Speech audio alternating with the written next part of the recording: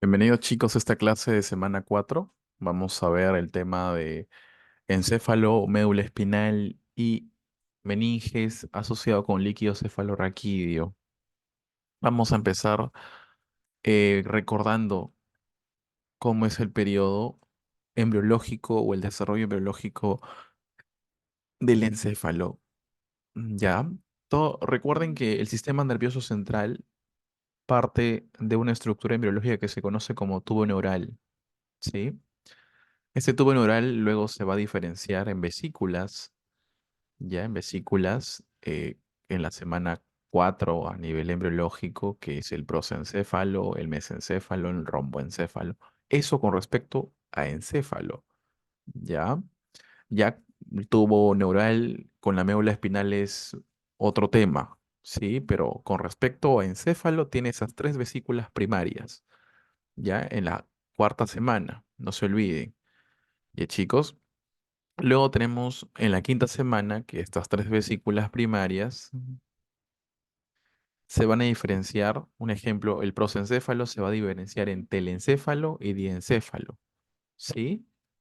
El mesencéfalo sigue siendo mesencéfalo en nombre, ya, pero obviamente a nivel embriológico desarrolla más estructuras internas. Y el romboencéfalo me desarrolla el metencéfalo y el mielencéfalo, ¿ya, chicos? Con este punto es importante aclarar que el cerebelo, ¿sí? Surge del metencéfalo. A su vez, también el metencéfalo me va a destruir la protuberancia, ¿sí? Recuerden que el mesencéfalo, la protuberancia y lo que viene a ser mielencéfalo que luego se desarrolla en bulbo raquídeo forman parte del tronco encefálico, ¿sí? Luego el diencéfalo, que también lo vamos a ver más adelante, esta vesícula se va a diferenciar en epitálamo, tálamo y hipotálamo, ¿sí? Y luego el telencéfalo se desarrolla dos vesículas de derecha e izquierda que generan el hemisferio cerebral derecha e izquierda respectivamente, ¿ya? Recordar, ya chicos, que existe un orificio en el centro del tubo y es un tubo con un orificio. Esos orificios al final van a quedar en la etapa adulta como los conductos, los ventrículos, que van a hacer la conducción interna en el encéfalo del líquido cefalorraquídeo, ¿sí? Dentro de las partes principales del encéfalo tenemos, ya chicos, el cerebro, que es lo que vamos a hablar en las siguientes diapositivas, en primer lugar. Luego tenemos el diencéfalo, que vamos a hablar del tálamo, del hipotálamo, del epitálamo y sus funciones respectivas, ¿sí? Luego tenemos que hablar del cerebelo, ¿ya? Y también del tronco encefálico, ¿sí? El tronco encefálico compuesto por mesencéfalo, protuberancia y bulbo. Vamos a ver estas partes del encéfalo de lo más, bueno, de lo superior a lo inferior, ¿sí? Comenzando con cerebro, terminando con médula oblongada o bulbo raquídeo. ¿Ya, chicos? Entonces, comenzamos con cerebro. El cerebro tiene dos hemisferios, ambos divididos por la fisura longitudinal. Ya recuerden, de esa fisura longitudinal es la que divide hemisferio derecho e izquierdo. Ya, a su vez, estos hemisferios contienen lóbulos. Ya, estos lóbulos se van a dividir clásicamente. Lóbulos que se pueden visualizar son cuatro: el frontal, el parietal, el temporal y el occipital, ¿sí? Pero existe un lóbulo escondido, ya, un lóbulo escondido que se conoce como ínsula. Este lóbulo, chicos, se considera una quinta parte del cerebro, esta ínsula, pero está oculta, ¿no? Recuerden, no se observa a nivel de la superficie externa del cerebro, ¿ya? Este lóbulo o ínsula de Rayleigh se va a localizar exactamente aperturando el surco, ya aperturando el surco lateral del cerebro. Acá vamos a ver, chicos, que existe un surco. Si tú lo aperturas, este surco, vamos a poder observar el lóbulo oculto de la ínsula. ¿ya? A su vez existen surcos importantes que me sirven para poder dividir los lóbulos. Tenemos el surco, que no es tan profundo, ¿ya? En cambio, las fisuras son profundas en comparación a los surcos. Los surcos, ya chicos, un ejemplo, ¿qué surco me divide el lóbulo frontal del parietal? Ya es el surco central de Rolando, ¿sí? Recuerden, el surco central de Rolando tiene una disposición transversal, ya, según el eje anatómico, una disposición transversal este surco, ¿ok? Recuerden que divide el frontal del parietal, ¿ya?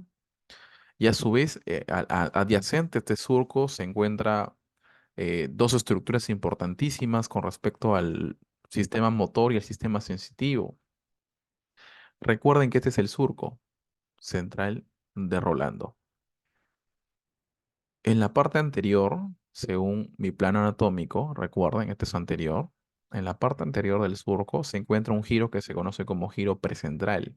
Este contiene la área motora primaria, lo que está amarillito.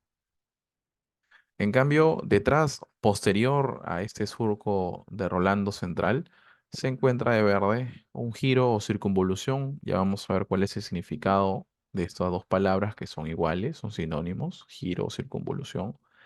En la parte posterior, recuerden, contiene esa área somatosensitiva primaria. Luego tenemos el surco lateral de Silvio. Habíamos dicho que existe un surco lateral aquí, que si tú lo aperturas, este surco, se va a poder observar la ínsula. ¿Ya? Recuerden, surco de Rolando, central. Surco lateral, también denominado de Silvio. Y luego tenemos un surco que se conoce como parieto occipital, que sirve para dividir el lóbulo parietal del occipital. ¿Ya? Entonces, comenzando con corteza cerebral, ¿sí? La corteza cerebral, chicos, eh, por su más que todo punto de superficie, está llena de circunvoluciones, ¿sí? Está llena, entre otras palabras, de surcos y circunvoluciones o también llamados giros. ¿Por qué? Porque a nivel embriológico, la sustancia gris, ¿sí? La sustancia gris, que es la corteza en sí cerebral, ¿ya? Se localiza en la superficie externa. No se olvide, toda la sustancia gris del cerebro se localiza en la superficie más externa, bueno, en la parte más externa, dándome el nombre de corteza cerebral. Entonces, a nivel embriológico, la sustancia gris se había más proliferación de neuronas en esa sustancia gris que en la sustancia blanca, haciendo que genere mayor superficie de tejido, pero como el cráneo estaba ahí, no podía crecer fuera del cráneo, por lo que empezó a formar surcos, a formar giros. Recuerden, esa es la explicación, ¿ya? O sea, durante el desarrollo embriológico, la sustancia gris de la corteza crece más rápido que la blanca, lo que lleva a formar giros o circunvoluciones, que es lo mismo. Y a su vez, estos giros y circunvoluciones forman surcos, ¿sí? Surcos en la superficie, ¿ya? Recordar, corteza, sustancia gris. Ahora vamos con la sustancia blanca. La sustancia blanca está compuesto por tres tractos importantes. Recuerden que la sustancia blanca más que todo son axones, ¿sí? Son axones mielínicos o amielínicos, comúnmente mielínicos para que me den esa sustancia blanca, ya que la mielina me da ese color. Entonces, tenemos tres tipos de tractos resumidos nada más. Tenemos el tracto de asociación, que es un ejemplo. Acá tengo una circunvolución, ya tengo, y acá tengo otra circunvolución, ¿no? Ya, ambas divididas por un surco. Sí, acá está el surco. El tracto de asociación es, en otras palabras, la comunicación o el intercambio de información entre surcos o entre, perdón, entre circunvoluciones o giros. Ese es el tracto de asociación, es lo más corto, lo más básico. ¿Ya? En cambio, el tracto comisural, ¿sí? Es axones bidireccionales que van de un hemisferio al otro. ¿Ya? Recuerden, hemisferio opuesto lleva información al otro hemisferio Eso es mediante tractos comisurales, no te olvides. El más importante y más famoso, cuerpo calloso. Ya, no te olvides, tracto comisural más frecuente, bueno, perdón, más famoso y el más importante y el más grande, el cuerpo calloso. ¿Sí? Como pueden ver aquí, chicos, miren, bidireccional, ambos hemisferios es un tracto comisural. En cambio, los tractos de proyección son, los somas se encuentran en la corteza y estos axones van hacia otras estructuras fuera del telencéfalo. Fuera, se van al diencéfalo, se van a la médula, al tronco, etcétera, ¿no? Pero esos son tractos de proyección. Todas las vías, un ejemplo, descendentes, las vías descendentes, no ascendentes, descendentes, que en su mayoría son motoras o eferentes, son tractos de proyección. Sí, son tractos de proyección, ¿ya? También forman parte de los tractos de proyección las vías ascendentes, las que son sensitivas. Esas forman parte de la sustancia blanca como tracto de proyección ascendente. Entonces no te olvides, descendente se asocia a motor, ascendente se asocia a sensitivo, ¿ya? Desciende de la corteza hacia la periferia o asciende de la periferia hacia la corteza. Sí, eso quiere decir descendente y ascendente. Luego vamos más abajito y encontramos una agrupación de neuronas dentro de la sustancia blanca del cerebro.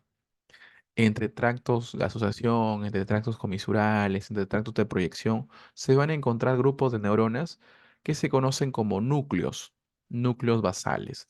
Ya habíamos dicho en la clase anterior que un núcleo es como una isla en un mar de axones.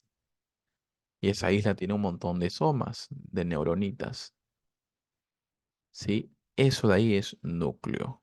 Ya en otras palabras son sustancias grises que no se encuentran en la corteza, sino localizadas entre sustancia blanca.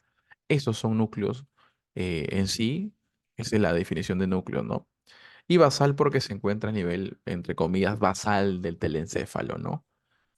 O sea, apical, basal, ¿sí? En términos anatómicos, lo que está más arribita es apical, lo que está más centro y abajo es basal. Ya, pues son núcleos basales. Ya, chicos, entonces recordar, los núcleos basales tenemos el núcleo caudado, ya, acá lo vamos a pintar, núcleo caudado, tiene una relación superior, ¿sí? Perdón, su relación inferior es el tálamo, ya recuerden, superior, inferior. Su relación inferior es el tálamo. Su relación medial es los ventrículos laterales. Ya chicos, ahí lo tienen, ¿no? El núcleo caudado, su relación inferior es el tálamo. Su relación medial o interna son los ventrículos laterales. Esa es su localización. Ya, núcleo caudado. Luego tenemos el putamen. ¿Sí? El putamen, chicos, es este núcleo que estoy pintando de verde. Ya, ahí tenemos al putamen. Luego tenemos al globo pálido. El globo pálido es esto que estoy pintando de rojito. Este globo pálido se divide a su vez en globo pálido interno y externo. ¿Sí? Voy a borrar para que vean bien. Ya el globo pálido acá lo dibujan en dos partes, ¿no? Lo más central, interno, lo más externo, ¿no? Entonces, lo más medial, interno y lo más lateralizado es externo. Ya ahí lo tienen, núcleos de tipo, perdón, núcleo basal que es el globo pálido. Luego debajo del tálamo, miren, ¿qué encontramos? Un núcleo, el núcleo subtalámico. Ya, el núcleo subtalámico tiene una relación superior con el tálamo y una relación inferior con el globo pálido. Ya, miren, superior, inferior. Ya, chicos. Entonces, su relación inferior y lateral está con el globo pálido y el putamen. Su relación superior con el tálamo. Sí, ese es con el núcleo subtalámico. Y también algunos libros, ¿sí? Agregan ya a la sustancia negra como un tipo de núcleo basal, ¿sí? En sí no está dentro del cerebro, ya, pero igual lo he colocado porque tiene una conexión muy importante con los núcleos basales. Esta lo vamos a ver en el mesencéfalo, ¿sí? En el mesencéfalo, ¿ya? Solamente tienen que saber que aquí se encuentran neuronas que me producen dopamina. Ya, punto importante. Y el otro punto, que la lesión de la sustancia negra por X motivo se asocia con la enfermedad de Parkinson, ¿sí? Un trastorno de la vía motora, Parkinson. Ya recuerden, la lesión de la sustancia negra se asocia con el Parkinson. Ya chicos, entonces, en sí vamos a resumir las funciones de los núcleos basales. La conexión entre núcleos lo van a ver mucho mejor cuando llevemos sistema nervioso en el segundo ciclo, pero en sí lo que deben de saber para este curso básico de morfología es que los núcleos basales modulan los movimientos, ¿sí? Regulan el inicio y el final de los movimientos, ¿ya? ¿Qué movimientos corporales, pues chicos? Ya, a su vez regulan el tono muscular. Ya, recuerden, ¿sí? Esos dos funciones son las más importantes. Ya, chicos, eso es importante. Ya, regulan el tono muscular, regulan el inicio y el final de los movimientos. Entonces, en alteraciones de los núcleos basales, un ejemplo, el Parkinson, el paciente tiene un tono muscular muy elevado, tiene rigidez de sus músculos y a su vez no puede regular el inicio y el final de los movimientos, ¿sí? En el Parkinson. ¿Ya chicos? Luego tenemos al sistema límbico. El sistema límbico está compuesto por el hipocampo, ¿sí? El hipocampo es la estructura más importante. Recuerden que el hipocampo va a tener la función de la memoria y el aprendizaje. No te olvides. Otras estructuras importantes, ¿sí? Tenemos a la amígdala. ¿Ya? Solamente voy a señalar a las que más tienen que saber en sí en este ciclo. Ya el resto lo van a ver en el segundo ciclo en el curso de sistema nervioso. ¿Ya? Pero recuerden, hipocampo, no se olviden, memoria y aprendizaje. Acá sí es importante recalcar que la enfermedad del Alzheimer, ya la enfermedad del Alzheimer, lesiona, ¿sí? Lesiona el hipocampo, dándome pérdida de la memoria y alteración del aprendizaje en la enfermedad del Alzheimer. ¿Sí? ¿Qué pasa? También, otro punto, habíamos dicho, la amígdala. La amígdala contiene neuronas que regulan la respuesta del miedo y la agresividad. ¿Ya? No te olvides, miedo y agresividad, amígdala. ¿Ok? Otras funciones del sistema límbico, un ejemplo, es que regulan también las emociones, ¿sí? Con respecto al dolor, al placer, a la ira, al afecto. ¿Ya? Este sistema es importante con respecto al área de psiquiatría. Ya chicos. Luego tenemos la organización funcional de la corteza cerebral. Estos números que ven son las áreas de Brodmann. Sí, es una clasificación en números funcionalmente para poder identificar de forma más específica las áreas. Ya. Entonces acá colocamos las áreas sensitivas primarias, en un primer punto, y las motoras primarias, ¿ya? Entonces, cuando yo te diga qué área es la somatosensitiva primaria, tienes que saber que es la área uno, 2 y 3 de Brodmann, donde se localiza Recuerden, habíamos visto esta imagen, no se olviden, ¿dónde se localiza, chicos, la corteza somatosensitiva primaria? En el giro postcentral, ¿sí? Posterior al surco central de Rolando, también llamado circunvolución postcentral. ¿En qué lóbulo? Parietal.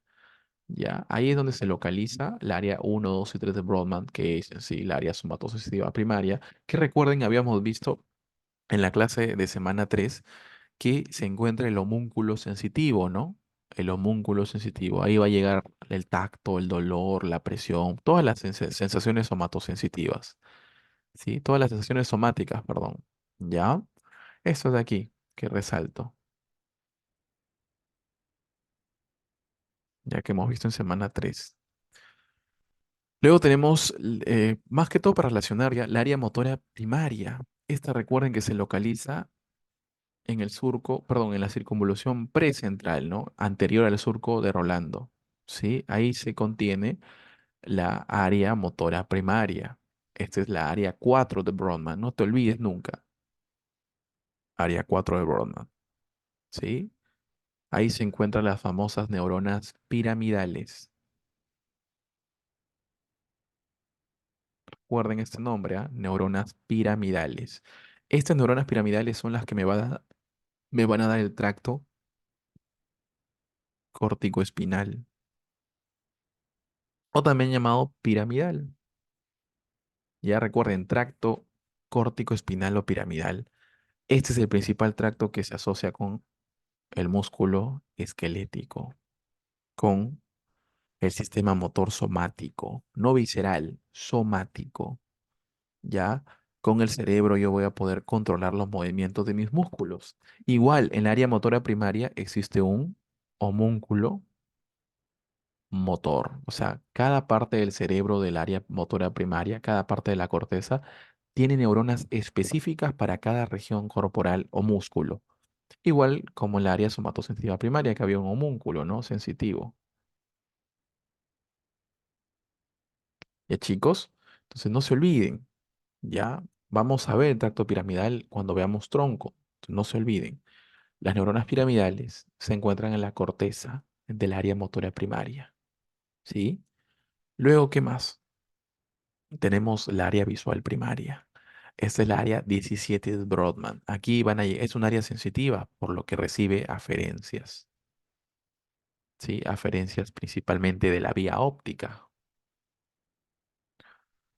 Ok, vía óptica. Esta vía la vamos a ver con mucho mayor detalle cuando llevemos sentidos especiales, que es la otra semana, ¿sí? Que es semana 5.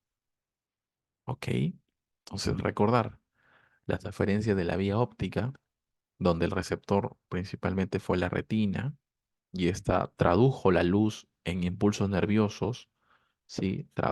Transduzco la luz en impulsos nerviosos. Se acuerden, es traducción de la señal cuando tú un estímulo que no sea eléctrico lo cambias a eléctrico. Estímulo mecánico, térmico, luminoso, químico, tú lo cambias a un potencial de acción, se llama transducción de la señal. Esa es una característica de los receptores. ¿Ya? Recuerden que en la retina existen los famosos fotoreceptores. ¿Sí? Receptores que reaccionan con la luz. Estos crean potenciales de acción que se van a transmitir por la vía óptica y van a llegar al área visual primaria. ¿Sí? Eso es el resumen. ¿Ya, chicos? Luego tenemos la área auditiva primaria. Es la área 41 y 42 de Brodmann.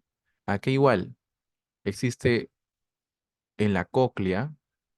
Recuerden que la cóclea se va a localizar en el oído interno, ¿ya? Celulitas, que se conocen como células ciliadas. Sí, eso también lo vamos a hacer cuando llevemos sistemas especiales, ¿no? Sensaciones especiales en la semana 5. Ya, pero nada más tienen que saber que en el oído interno está la cóclea y en la cóclea hay celulitas que igual traducen o transducen la señal de movimientos mecánicos de la propia cóclea ante vibraciones de sonido. Entonces, la vibración de sonido o las ondas, mejor dicho, sonoras, hacen que la cóclea se mueva y sus células ciliadas transformen en un potencial de acción y generen mediante la vía coclear, que es una vía sensitiva, lleven, ¿no? esta vía de audición hasta la área auditiva primaria, que es área 41 y 42. Entonces recuerda, el sonido en el oído se maneja a través de impulsos, de estímulos mecánicos, vibraciones o ondas. Las ondas o vibraciones van a ser detectadas por la cóclea y celulitas que se conocen como células ciliadas. Estas a su vez generan potenciales de acción que me permiten que la vía auditiva o vía coclear se dé, a su vez terminando todas las sensaciones auditivas en la área auditiva primaria localizada en la área 41 y 42 de Brodmann, que pertenece al lóbulo temporal. ¿Sí? No te olvides. Luego tenemos el área gustativa primaria. Igual, recibe impulsos aferentes, ¿ya? Área 43 de Brodmann, impulsos de gusto de la lengua. El área olfativa, lo mismo. El área 28 de Brodmann, mediante la mucosa olfatoria que se localiza en la cavidad nasal, principalmente en el techo. Cavidad nasal, techo, ¿sí? En la parte superior de la cavidad nasal, ahí se localiza un pequeño porcentaje de mucosa olfatoria. Esta mucosa olfatoria va a detectar de forma química, ya química, más que todo, los olores y los va a transducir, los va a volver potencial de acción para que así se dé la vía olfatoria hacia el área olfatoria de 28 de Brodmann, ¿sí? Y para finalizar tenemos la área de Broca. La área de Broca es esta área, ¿sí? La área 44 y 45 de Brodmann. Acá se da, según Guyton, la formación de palabras, ¿sí? Las neuronas de Broca, perdón, me van a dar y en sí me dan el habla, no te olvides. Esta área es importantísima para la formación de palabras y se dé el habla de forma espontánea y obviamente también a veces con formación de palabras, ¿no? ¿Ya? O espontánea, ¿ok? Área de Broca, área 44 y 45 de Brodmann, lóbulo frontal. Luego tenemos las áreas de asociación. Con respecto a las áreas de asociación de chicos, tenemos la área de asociación somatosensitiva, sí, la área de asociación somatosensitiva, que pertenece, como pueden observar, al área 5 y 7 de Brodmann.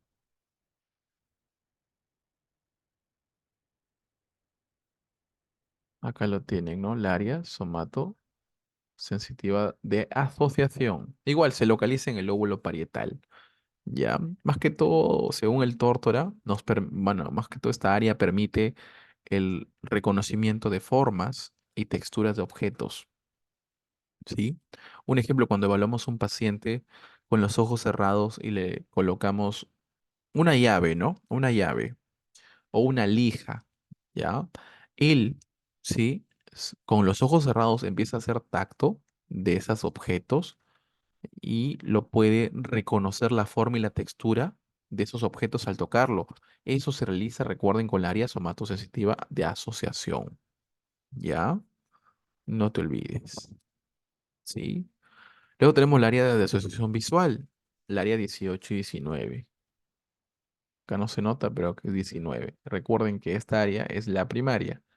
Esta área es la de asociación visual, área 18 y 19 de Brodmann. ¿Ok?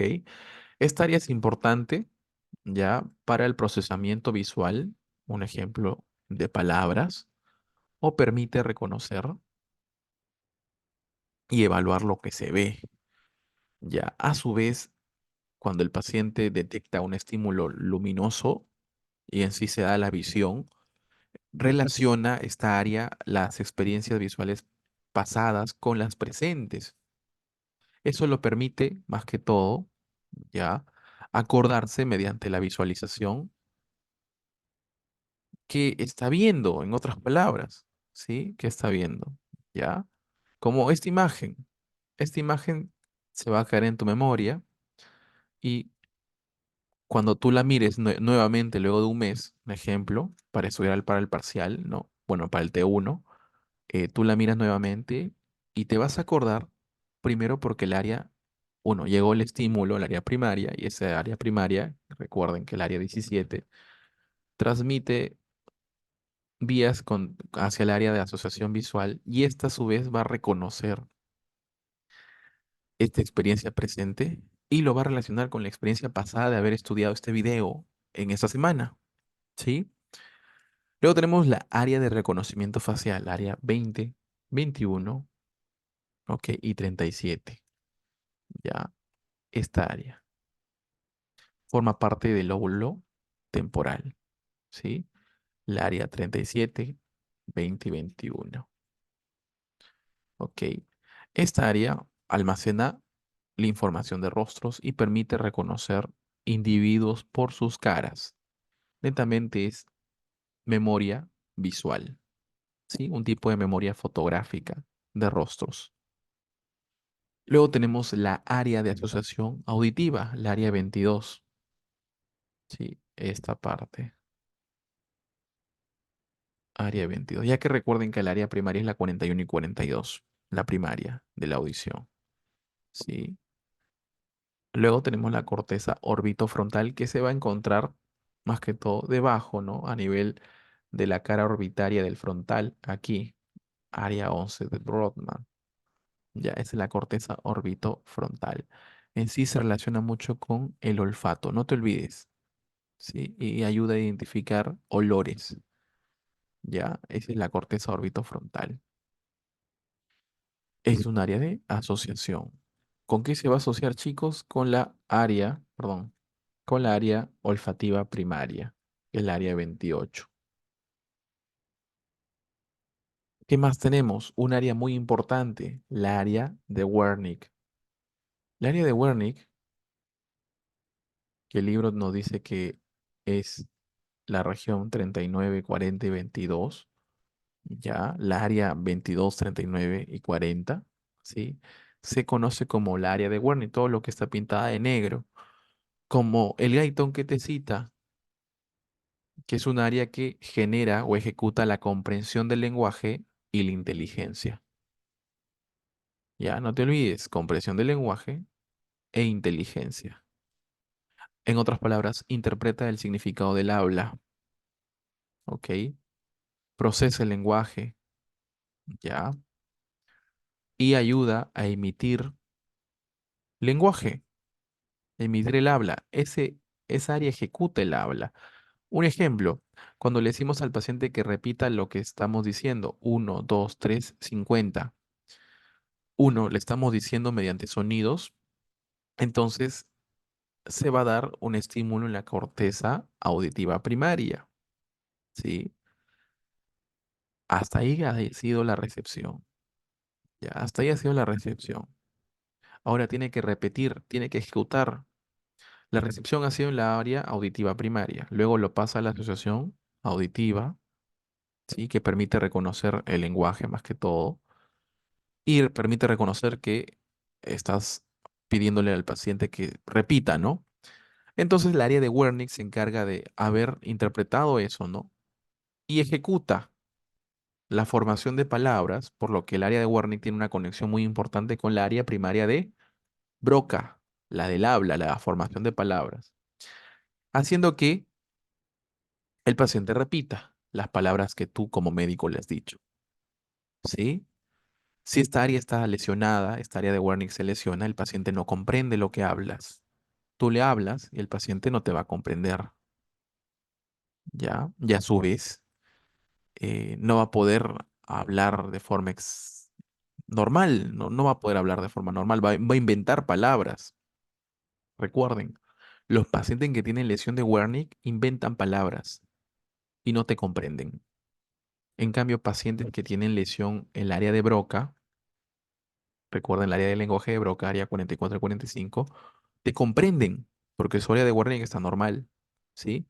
Pero no pueden hablar, tienen dificultad para el habla, ¿ya? No te olvides. Luego tenemos la corteza prefrontal, una corteza muy importante en la psiquiatría, ya que tiene que ver mucho con el desarrollo de personalidad, ¿sí? Y según el Guyton también con la planificación de movimientos complejos y elaboración de pensamientos. ya, corteza prefrontal, área 9, 10 y 11 de Brodmann. Luego tenemos el área premotora, es un área adyacente al área 4 motora de Brodmann, ¿sí? El área motora primaria, ya, área 4. La área premotora es área 6. Ambas áreas localizadas, recuerden, en el lóbulo frontal, ya. Luego vamos continuando, ¿sí? Con las funciones de los hemisferios. Recuerden que los hemisferios, cada uno tiene funciones importantes y hay que saberlas. Recuerden, ambos hemisferios van a recibir sensaciones somáticas, ¿sí? Ambos, ¿ya? Obviamente de forma contralateral. Recuerden que las vías ascendentes que hemos visto la semana anterior decusan, ¿sí? La espinotalámica decusa en la médula y la columna dorsal lemnisco medial decusa en el tronco, ¿ya? Pero ambas reciben de los lados contrarios sensaciones somáticas.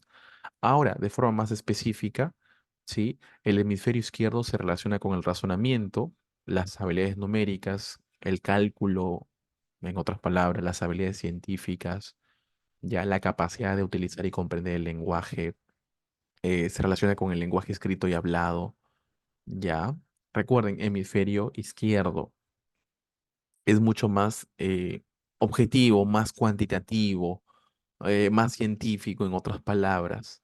En cambio, el hemisferio derecho es mucho más musical, es mucho más artístico, ¿sí? Mucho más musical, mucho más artístico, mucho más emocional, ¿ya? Mucho más emocional. Y mucho más sensitivo con los olores, un ejemplo. ¿Ya, chicos? Eso es hemisferio derecho. Ahora ya hemos pasado cerebro, vamos a hablar ahora del diencéfalo, que es parte del encéfalo, ¿sí? Comenzando con la parte más superior, que es el epitálamo. Ya, el epitálamo tiene dos estructuras importantes, la glándula pineal, que es esta porción, glándula pineal, y los cuerpos o los nódulos avenulares, ¿sí? Los nódulos avenulares. La glándula pineal, no te olvides, produce melatonina. La melatonina regula el ritmo circadiano, promociona el sueño, ¿sí? En otras palabras, es un inductor del sueño, ¿ya? ¿Qué es lo principal que debes de saber? Glándula pineal produce melatonina. La melatonina es un inductor del sueño. Por eso algunas pacientes que tienen dificultad para dormir pueden comprarse pastillitas de melatonina para inducir el sueño, ¿sí? Que es obviamente de forma sintética, farmacológica, ¿no? Pero relacionen eso, ¿no? La melatonina es un promotor del sueño, ¿ya? Y dentro de otras funciones importantes, regula el ritmo circadiano. En otras palabras, los niveles de melatonina son mucho más bajos durante el día. O sea, en otras palabras, la luz es un estímulo que inhibe la producción de melatonina en la glándula pineal. No te olvides, la luz, entre comillas, el día, inhibe la producción de melatonina, por lo que el paciente no va a tener sueño durante el día, ¿ya? Siempre y cuando haya dormido bien, ¿no? Y lo otro, chicos, es que durante la noche, oscuridad, se quita la inhibición a la producción de melatonina y empieza a elevar la producción de melatonina porque ya no hay luz, porque es oscuridad, porque es noche, generando así la inducción de sueño, ya la inducción de sueño. Y eso se da un ritmo matutino, perdón, un ritmo repetitivo, ¿no? Que se conoce como ritmo circadiano, ya, que depende mucho de los niveles de melatonina. Ya, chicos, luego tenemos los núcleos avenulares. El tórtora nos refiere que se relacionan con el olfato, ¿ya? Y a su vez dan respuestas emocionales a los olores. En otras palabras, estos núcleos se relacionan con los olores, el olfato. El olfato tiene una conexión muy importante con los núcleos avenulares. Si tú hueles algo feo, entre comillas, es porque el núcleo avenular lo ha detectado como algo feo y nos ha dado la percepción y el procesamiento emocional negativo, ¿no? Ante ese olor nauseabundo, entre comillas. Entonces, ahí tiene que ver una parte de función el núcleo venular, ¿ya? Luego tenemos el tálamo, ¿sí? El tálamo, chicos, se localiza en ambos lados del diencéfalo, ¿sí? Eh, es el punto central de muchas vías ascendentes sensitivas. Recuerden que la vía espinotalámica del dolor, temperatura y prurito llega a tener una tercera neurona en el tálamo, lo habíamos visto en la semana pasada, y también la vía de columna dorsal y menisco medial tiene su tercera neurona en el tálamo, o sea, las vías ascendentes sensitivas tienen, ¿sí? Su neurona en el tálamo, ¿sí? No te olvides. Si quieres ser mucho más específico, el tálamo se divide en núcleos. ¿Ya? El núcleo ventral, ¿sí? El núcleo ventral es donde se alberga las terceras neuronas de las vías somatosensitivas ascendentes, las sensitivas ascendentes, en otras palabras. Columna dorsal y espinotalámica o anterolateral también, ¿no? Conocidos así en los libros. Entonces recuerden, los núcleos ventrales, que pueden ser, ¿sí? Los posterolaterales ventrales o los posteromediales, ambos tienen las terceras neuronas de las vías sensitivas ascendentes. ¿Ya? No se olviden. Acá te lo voy a mencionar en la imagen, miren. A la corteza somatosensitiva. ¿Quién? Un núcleo ventral. ¿Sí? El póstero lateral. Y el póstero medial también. Por lo que vamos a poner la flechita que se van hacia la corteza somatosensitiva primaria, ya que acá se localizan las terceras neuronas de las vías sensitivas. Lo vengo repitiendo ya 2 minutos, no se olviden. El núcleo anterior se asocia más con el sistema límbico, ¿sí? Con la memoria y la emoción, ¿ya? Los núcleos mediales, ¿ok? Los núcleos mediales, como puede ser el dorso medial o netamente núcleo mediano, ¿sí? Que son núcleos mediales, se relacionan ambos, miren, más que todo el dorso medial, con la conexión a la corteza prefrontal, ¿sí? Es una salida emocional, ¿ya? Para darme conciencia de las emociones, ¿sí? Un ejemplo. Habíamos dicho que el dolor, que es la espinotalámica, tiene su tercera neurona en los núcleos ventrales del tálamo. Entonces, a su vez que el dolor se va a la corteza somatosensitiva, también existe una conexión del núcleo ventral con el núcleo medial, haciendo que el dolor, ¿sí? Estimule a las neuronas del núcleo medial del tálamo y a su vez estas neuronas del núcleo medial vayan a la corteza prefrontal generando conciencia de emociones. Todo lo que va a la corteza cerebral da conciencia, ¿sí? Da conciencia, ¿ya? Haciendo que el dolor me dé una emoción netamente, entre comillas, dolorosa, ¿no? ¿Ya? Gracias a eso, a esas conexiones. ¿Sí? Entonces, cada vez que existe un estímulo doloroso, va a ir directamente a localizarse en el homúnculo mediante el paso por los núcleos ventrales del tálamo. Pero a su vez, los núcleos ventrales estimulan a los núcleos dorsomediales del tálamo para que hagan conciencia de la emoción dolorosa. ¿Sí? Que quede claro. ¿Ya? Que quede claro. Entonces, recuerden, viene el estímulo doloroso, estimula el núcleo ventral, se va a la corteza somatosensitiva, localizan dolor. ¿Sí? Esto ayuda a la localización del dolor. Pero a su vez, estimulan al núcleo dorsomedial para que ese dolor se vuelva una emoción dolorosa en la corteza prefrontal. ¿Ya? Con eso es para que entiendan. ¿Sí? Para que entiendan. Ya, chicos. Luego tenemos el hipotálamo. El hipotálamo tiene muchos núcleos. Sí, muchos núcleos. Y en simplemente, resumido lo del tórtora, las funciones más importantes, ¿ya? Las funciones más importantes. Un ejemplo, el núcleo paraventricular y el núcleo supraóptico son núcleos que producen hormonas, ¿ya? Acá se encuentran las neuronas que producen hormonas. Miren, neuronitas, ¿dónde? Núcleo supraóptico. Neuronitas, núcleo paraventrículo. Ambas llevan sus axones, ¿sí? Hacia la neurohipófisis, que es el lóbulo posterior de la hipófisis, y ahí van a liberar mediante estímulos, ¿no? Liberar a qué hormonas estamos hablando, oxitocina o ADH, ¿sí? Oxitocina o ADH. Comúnmente el núcleo supraóptico se relaciona más con la producción exclusiva de ADH, en cambio el núcleo paraventricular puede producir ADH o oxitocina, ¿sí? Pero acuérdense, es un punto importante a reconocer que el hipotálamo es el que produce las hormonas. La neurohipófisis solamente libera, ahí no se produce. ¿Sí? Queda claro.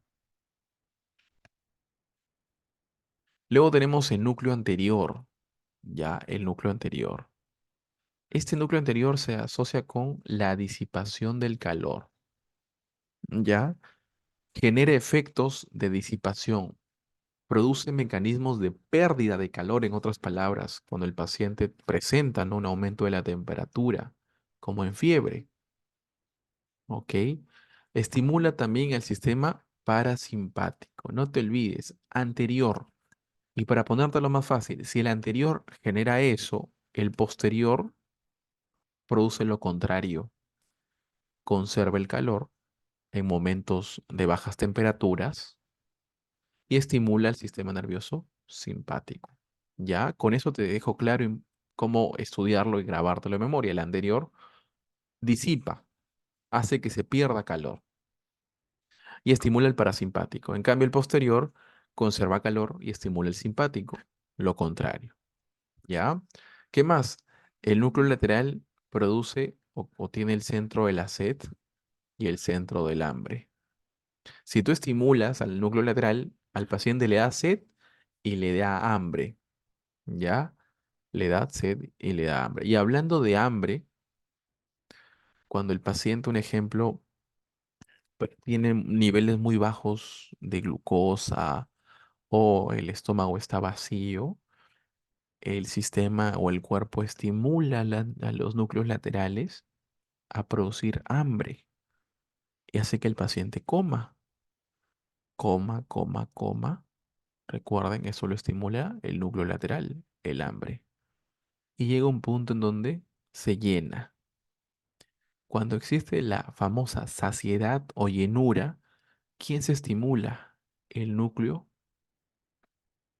ventromedial y también el dorso medial. Ambos, sí, se asocian con la saciedad. Ya, recuerda, hambre, núcleo lateral. Los núcleos mediales, en otras palabras, ventromedial o dorso medial, se asocian con la saciedad. Sí, no te olvides. Ya. En sí, esos son los núcleos que deben de saber para esta parte. ¿Ya? Los núcleos que liberan hormonas, solamente sépanlo bien, menciónenlo nada más, porque lo vamos a ver en sistema endocrino. Sí, recuerden, el sistema endocrino es regulado por el hipotálamo, ya que, como pueden observar, muchos núcleos presentan o producen hormonas que regulan la hipófisis. ¿Ya? O sea, recuerden, el hipotálamo produce hormonas que regulan las hormonas de la hipófisis. ¿Sí? Ahora vamos más abajito, ya, al mesencéfalo. El mesencéfalo, chicos, sí, tiene un tamaño aproximadamente de 2,5 centímetros. Se va a dividir en sí en la parte posterior conocida como tectum y la parte anterior conocida como pedúnculos cerebrales o piecitos, ¿no? Parecen unos piecitos del cerebrales, ¿ya? Punto importante, ¿sí? En la sustancia blanca del mesencéfalo está compuesta en su mayoría o se encuentra en su mayoría en el pedúnculo cerebral. En este pedúnculo cerebral, la sustancia blanca del pedúnculo cerebral contiene axones córtico-espinales, ¿sí? En otras palabras, contiene la vía piramidal, ¿ya? Nada más para que no se queden con la duda. La vía piramidal se divide en córtico espinal, córtico pontina y córtico vulvar. Ya, no te olvides, tiene esas tres vías. La córtico espinal es la vía piramidal que va desde las neuronas piramidales de la corteza hacia las neuronas espinales, las neuronas del asta anterior. No te olvides, eso también lo vamos a tocar cuando lleguemos a médula. Ya, neuronas del asta anterior de la médula. Los corticopontinos son de las neuronas de la corteza motora hacia las neuronas del puente, ¿sí? Donde están los núcleos pontinos. Núcleos pontinos. Y el resto de neuronas se van a localizar en los núcleos motores de los pares craneales que tienen inervación a músculos esqueléticos, ¿sí? Un ejemplo, los músculos del ojo están inervados por el tercer, cuarto y sexto par craneal. Estos van a tener conexión con la corteza motora mediante la vía córtico-vulvar. Los músculos de la cara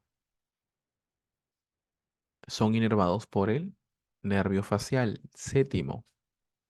También córtigos vulvares van a llegar ahí a regularme ese movimiento de cara. Los músculos de la masticación, inervados por el quinto par, el trigémino. También ahí llega la vía córtico-vulvar. ¿Ya? Eso como ejemplos, ¿no? No vamos a mencionar de manera profunda eso. ¿Ya? A su vez, el pedúnculo cerebral, aparte de esos axones, tiene la sustancia negra. Habíamos dicho que la sustancia negra es una conexión muy importante tiene una conexión muy importante con los núcleos basales y a su vez la lesión de esta sustancia negra se asocia con el Parkinson. Ya, con el Parkinson. ¿Qué más? Ahora vamos a los puntos, sí, a los puntos de sustancia gris. Vamos empezando con un núcleo motor, un núcleo eferente, conocido como núcleo rojo. El núcleo rojo, para no complicar la vida, está relacionado con los movimientos musculares. Pertenece a las vías descendentes, sí, en conjunto con la vía piramidal, ayuda al control muscular, núcleo rojo. ¿Ok? Tiene conexiones con el cerebelo, ya no te olvides, conexiones con el cerebelo, por lo que tiene mucho que ver con la coordinación de los músculos. ¿Qué más tenemos, chicos? En el tectum están los colículos, ¿sí? Los colículos superiores, ya chicos, eso es pregunta importante, ¿ya? Si es que viene en un examen. Los colículos superiores se relacionan con la vía visual, nada más con la vía visual. No se graben nada más, vía visual, ¿sí? Colículo superior. Colículo inferior con la vía auditiva, no te olvides. ¿Cómo me lo aprendí? Dibujas tu orejita, dibujas tu ojito,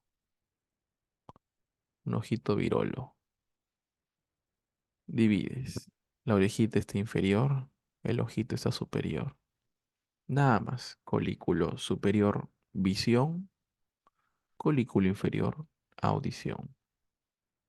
¿Ya? Ya chicos, muy bien, muy bien. ¿Qué más? Existen núcleos, estos de aquí, que se asocian con los nervios craneales, que es el tercer nervio, o tercer par, mejor dicho, que es el oculomotor. El oculomotor, chicos, aparte de darme fibras somáticas, por lo que ahí se encuentra el núcleo motor somático, el oculomotor, también me da fibras eferentes viscerales propias del parasimpático. Entonces, con esto van a entender, ¿ya? Que el tercer par es un nervio parasimpático, porque también contiene fibras parasimpáticas. Estas fibras parasimpáticas son fibras del núcleo conocido con nombre propio y no se olviden, Edinger-Westphal, núcleo parasimpático. Tiene neuronas parasimpáticas, preganglionares, ¿sí? Los axones preganglionares de las neuronas parasimpáticas están contenidos en el núcleo, perdón, en el par número 3, el oculomotor. Estas neuronas, cuando llegan a los ganglios respectivos más cercanos a los órganos, me dan neuronas postganglionares, las estimulan y estas neuronas postganglionares están inervando el músculo ciliar y el esfínter de la pupila.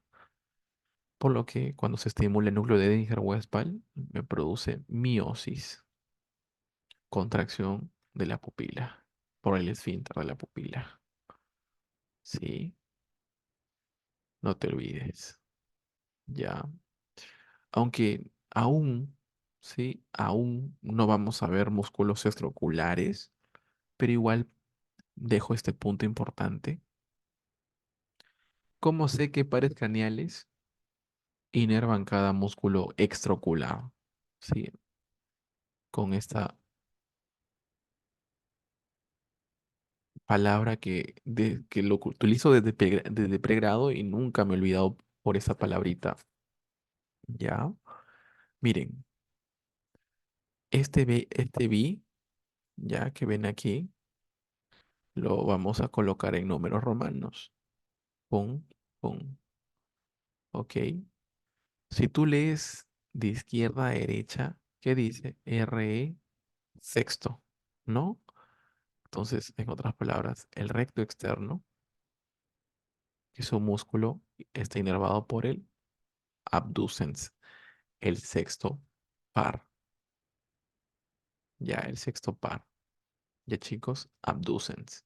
Solamente que el abducens, sí, no se localiza en su núcleo en el mesencéfalo, sino en el puente. No te olvides, no te confundas, ¿ah? Núcleo en el puente, ¿sí? Ahora léelo de derecha a izquierda. Dice OS4, ¿no? Esto al revés. OS4. Oblicuo superior. Par número 4. Este par sí tiene su núcleo en el mesencéfalo, el llamado troclear o patético. ¿Ya? Troclear o patético. Otro punto importante en el mesencéfalo. El núcleo, perdón, el tercer par, el nervio oculomotor, va a surgir en la cara anterior, ¿sí? En la cara anterior del mesencéfalo. En cambio, el troclear surge en la cara posterior. Ya, no te olvides, el troclear va a surgir su nervio en la cara posterior del mesencéfalo. Ya, chicos, el resto de músculos va a ser inervado por el óculo motor. Recto externo, sexto par. Oblicuo superior, cuarto par. El recto interno, el recto superior, el recto inferior, ¿sí? Y el oblicuo inferior, esos cuatro son inervados por el nervio oculomotor.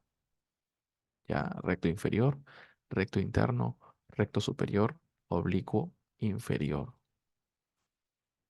Pero con el reviso, ¿te acuerdas? Por descarte, lo que sobra es oculomotor. Ya, chicos. Luego tenemos la protuberancia. En la protuberancia, miren, Habíamos dicho que el tracto o la vía piramidal tiene una vía que se conoce como córtico pontina, ¿no? Entonces, existen ya múltiples núcleos del puente. ¿Sí? Todos esos puntitos que ven de negro, que ahora lo estoy pintando de rojito, son los núcleos pontinos. Ahí van a acabar las vías córtico-pontinas. A su vez, en la parte anterior van a estar los fascículos de las vías córtico-espinales y córtico-nucleares o también llamadas vulvares. ¿Ya? O sea, recuerda, la córtico vulvar o córtico nuclear es lo mismo. Ambas van a ir a los núcleos motores de los pares craneales que inervan músculos esqueléticos. Ya habíamos dicho facial, un ejemplo, ¿no? El facial. ¿Ya? La protuberancia se va a albergar el núcleo del trigémino. El núcleo trigémino tiene un núcleo sensitivo importante, ya que todas las sensaciones somáticas de la cara o el rostro van a ser, perdón, van a ser eh, detectados, ¿no? Mejor dicho, por el núcleo espinal, el núcleo sensitivo del trigémino, perdón. ¿Ya? Entonces recuerden, el tacto, la presión, el dolor, la vibración, el prurito, todo lo que tenga que ver con sensaciones somáticas del rostro y de la cara, van a pasar por el núcleo sensitivo del trigémino. En otras palabras, sí, el trigémino me da la inervación sensitiva de la cara. Ya, no te olvides. Ya chicos, eso nada más deben de saber. Ya la otra semana vamos a ver pares craneales. Núcleo motor. El trigémino, habíamos dicho que me inerva los músculos de la masticación. Ya, músculos de la masticación. ¿Cuáles son? Nada más para que sepan, chicos, y no se queden con la duda. El pterigoideo, pterigoideo, esta es una E. Ya, pterigoideo lateral y medial. Sí, el macetero. Ya, y el temporal. Esos cuatro músculos son de la masticación. Pterigoideo lateral y medial, el músculo massetero y el músculo temporal. Esos son músculos inervados por el trigémino, que son músculos que en sí dan la masticación. Ya habíamos dicho que el abducens se localiza su núcleo en el puente, pero inerva el recto externo del ojo. Sí, el recto externo del ojo. El facial, ya chicos, el facial eh, es un nervio mixto, tiene eferencias somáticas motoras,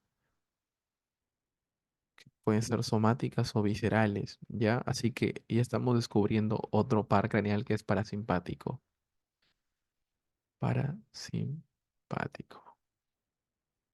¿Cuál? El facial. El facial también es un nervio parasimpático, igual que el oculomotor, ¿ya? Ayuda, ¿sí? El facial a más que todo llegar a la glándula lagrimal y producirme secreción. Entonces, recuerden, la glándula lagrimal, las vías parasimpáticas de esa glándula para que produzcan secreción lagrimal es dada por el nervio facial. Y a nivel somático, ya saben, pues músculos faciales. O sea, cuando tú sonríes, es por el facial. ¿Ya, chicos? También tiene vías sensitivas. Sí, tienes vías sensitivas. No se confundan. Lo motor de la cara es el facial. Lo sensitivo de la cara es el trigémino. Separen esos dos puntos. Así que el facial sí tiene sensitivo, pero no de toda la cara, solamente del conducto auditivo externo. ¿Ya? En ese pabellón auricular, ¿no? En tu orejita, ese tubito, ese conducto que se va hacia el tímpano, es conducto auditivo externo. Ahí está inervando el facial sensaciones somáticas. Y también para terminar, el otro núcleo que se encuentra en la protuberancia son los núcleos vestibulares. Solamente tienes que saber que los núcleos vestibulares participan en el equilibrio. ¿Sí? Tienen conexiones con, igual, no la cóclea, ya, porque recuerden, en el oído ya tenemos dos funciones, la auditiva y la del equilibrio. La auditiva es detectada por la cóclea y el equilibrio es detectado más que todo por el vestíbulo, por lo que se da la vía auditiva y la vía vestibular.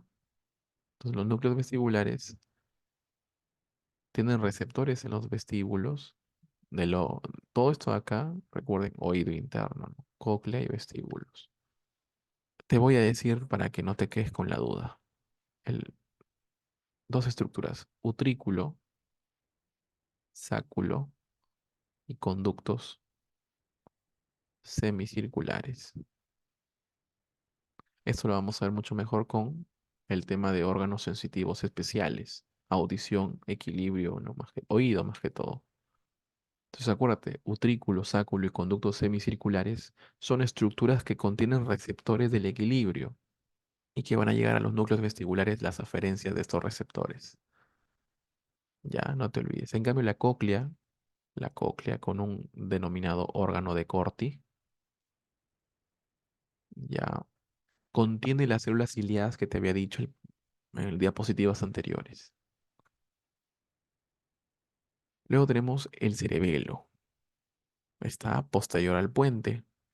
Sí, el cerebelo está posterior al puente.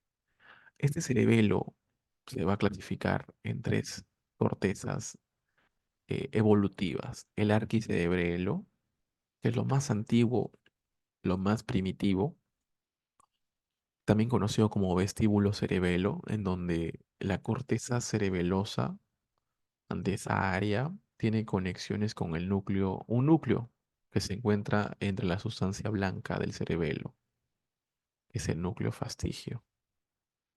Este núcleo fastigio. Este núcleo fastigio, como dice su nombre, vestíbulo, tiene conexiones con los núcleos vestibulares. Ya habíamos dicho que los núcleos vestibulares tienen que ver con el equilibrio, por lo que la conexión del arquicerebelo mediante núcleo fastigio con los núcleos vestibulares y viceversa ayudan con la postura y el equilibrio y el control de reflejos vestibulares. ¿Ya? Ahora vamos a lo siguiente. Tenemos el paleocerebelo o espinocerebelo. Al decir espinocerebelo es porque la mayoría de aferencias de la corteza vienen de la médula espinal, mediante las vías espinocerebelosas.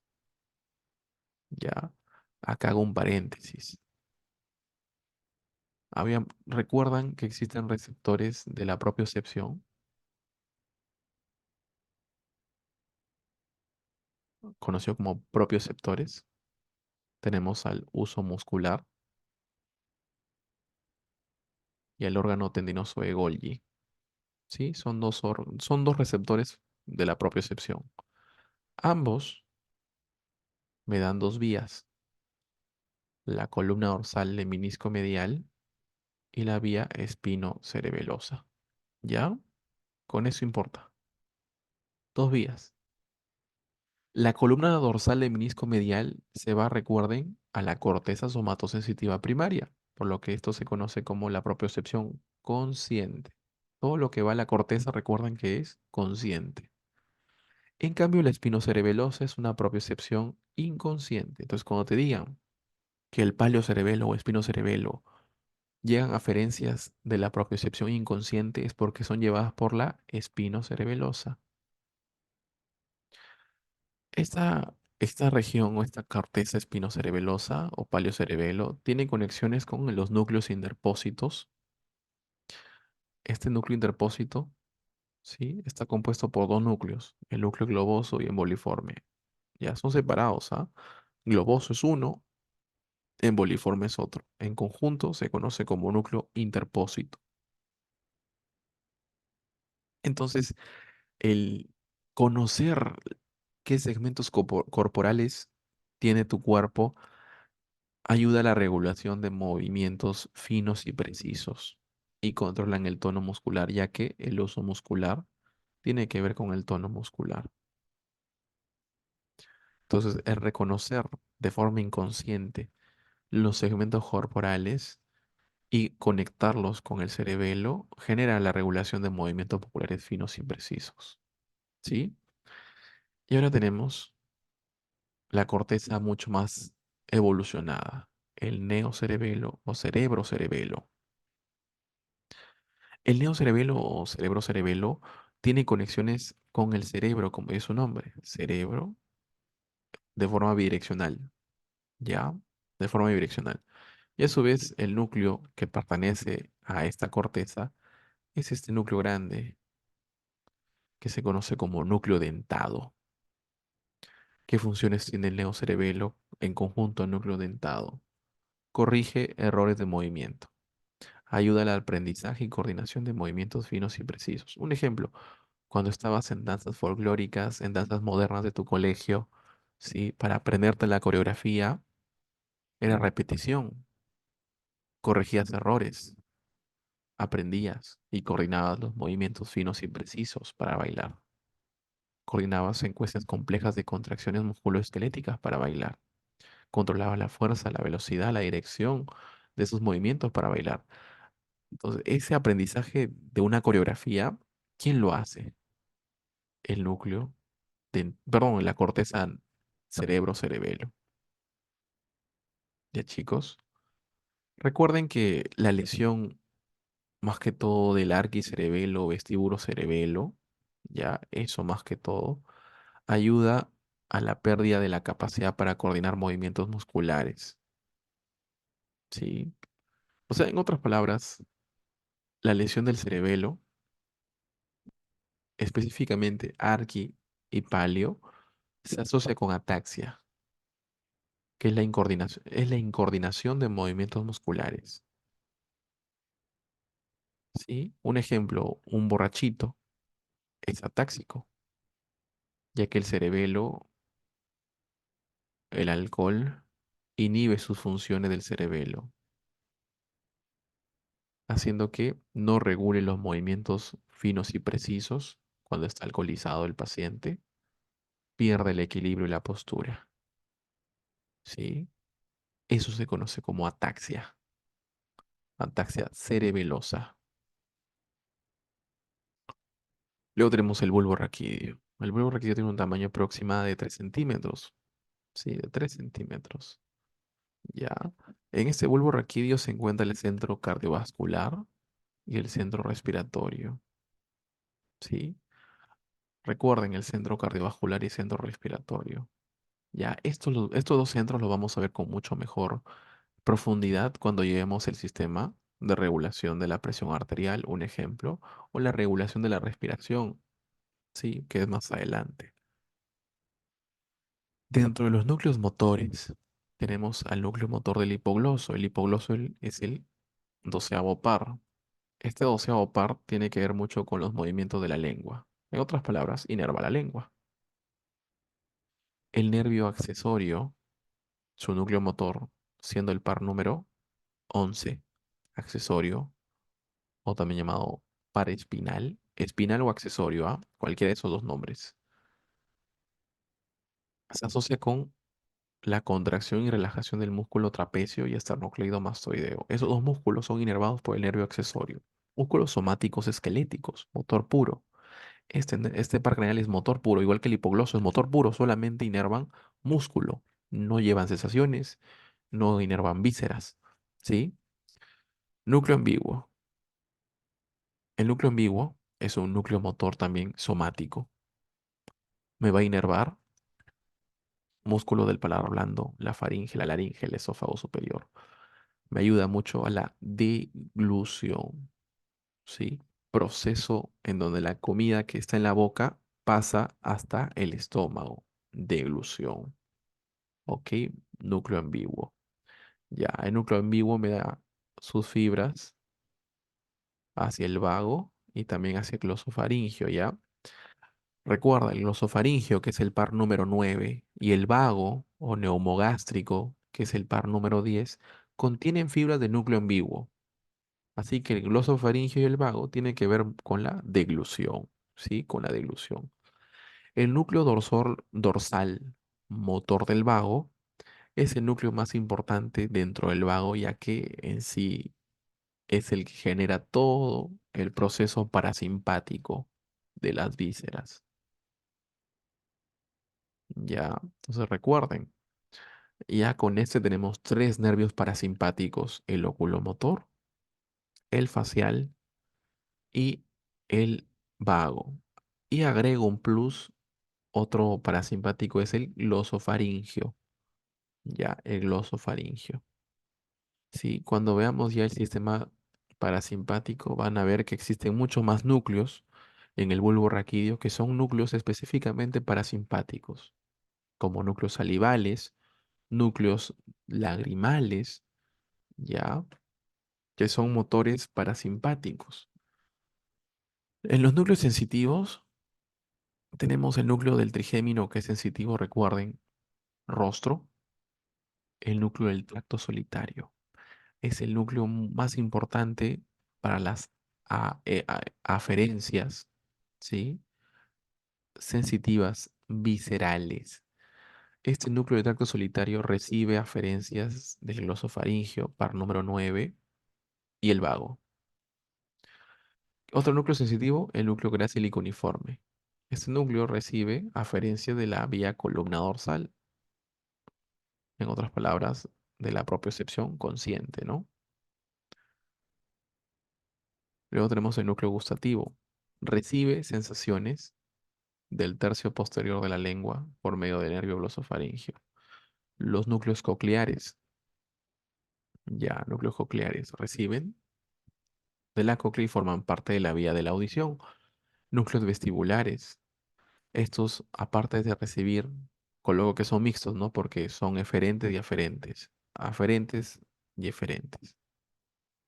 Recuerda que el núcleo vestibular tiene conexión con el cerebelo, tiene conexión con el utrículo, el sáculo y los conductos semicirculares del oído interno, ya, vestíbulo, que mantiene conexión con los núcleos motores de los pares craneales y a su vez con la médula espinal. ¿Para qué? Para poder controlar y regular el equilibrio y la postura y coordinar los movimientos de la cabeza con los ojos. Si tú de forma repentina giras la cabeza porque alguien te llama, ya, o sea, te dicen tu nombre, ¿no? Te llaman. Tú miras quién te está llamando. Entonces, al movilizar la cabeza, tus ojos se mueven con la cabeza y eso lo logra las conexiones del núcleo vestibular, ¿sí? Y luego tenemos el núcleo olivar inferior. El núcleo olivar inferior, chicos, es un núcleo que también recibe aferencias de la corteza cerebral, del núcleo rojo, ¿sí? Forma parte el núcleo olivar del espino cerebelo, perdón, forma parte de las vías del cerebelo, ¿ya? Y también recibe, perdón, emite eferencias a la médula espinal. Entonces acuérdense, existen vías que descienden, que son motoras, que acompañan a la vía piramidal, que se conocen como vías extrapiramidales, como la vía del núcleo rojo, ¿sí? La vía del núcleo rojo, también conocido como rubro espinal, la vía vestíbulo espinal y la vía olivo espinal. Estas tres vías son extrapiramidales. Son vías que van hacia las neuronas de la asta anterior de la médula espinal. Son descendentes, ¿ya? Acá tenemos puntos importantes con respecto al bulbo raquídeo. Como pueden ver, la imagen de la izquierda es un corte transversal a nivel de la decusación piramidal. Ahí tenemos las pirámides, ya que son estos dos fascículos de derecha e izquierda en la cara anterior, pirámides. Tenemos el núcleo grácil, que son dos núcleos que están mediales en comparación al núcleo cuneiforme que están laterales. Recuerden que estos núcleos reciben aferencias y ahí se encuentra la segunda neurona de la vía columna dorsal del menisco medial, del tacto, la presión, vibración, ¿sí? Y aquí, en este nivel, ya chicos, en este nivel es donde se da la decusación de la vía columna dorsal del menisco medial. Ujú. Ahí lo tienen, decusación. ¿Qué más tenemos? El núcleo sensitivo del quinto par, los núcleos motores del hipogloso y del nervio accesorio. Al otro lado, tenemos un corde transversal a nivel de las olivas. Tenemos igual la vía piramidal, los núcleos olivares inferiores, ¿sí? Tenemos el núcleo vestibular, los núcleos cocleares, el núcleo sensitivo del quinto par. Tenemos al núcleo del nervio hipogloso, ahí lo tienen, ya nervio hipogloso. Tenemos el núcleo dorsal del vago, ¿sí? El núcleo ambiguo y el núcleo del tracto solitario. Acuérdense, miren, núcleo dorsal del vago, núcleo ambiguo y núcleo del tracto solitario, ambos, bueno, esos tres, ¿no? Son parte del nervio o par craneal número 10, el vago. Recuerden que los núcleos que son eferentes son el ambiguo y el dorsal del vago, que es parasimpático. En cambio, el núcleo del tracto solitario es aferente, recibe sensaciones viscerales.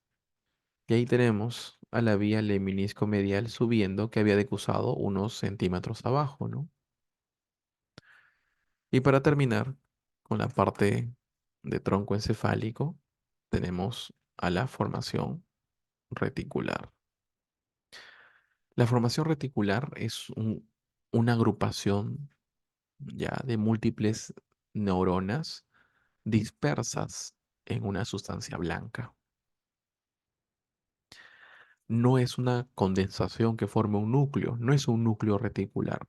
Se conoce como formación reticular a múltiples neuronas separadas, distantes, pero con la misma función.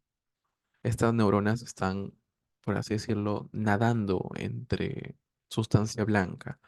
No están compactas para formar un núcleo, ¿sí? Pero sí es una red que me forma el sistema activador reticular, que puede ser ascendente o descendente, ¿sí? Tiene que ver mucho con la conciencia, la vigilia. No te olvides, conciencia y vigilia. La formación reticular cuando se estimula permite, ¿sí? Permite que el paciente esté alerta, que esté despierto, nada más, ya que pueda estar alerta ante estímulos. En el coma, en el coma, existe una inactivación del sistema reticular ascendente, por lo que el paciente está inconsciente, no tiene estado de vigilia y no responde ante estímulos. ¿Sí? Es por lo que el sistema SARA está totalmente inhibido en el coma. Eso sería la primera parte, chicos. Nos vemos en una segunda parte. ¿Ya? Gracias.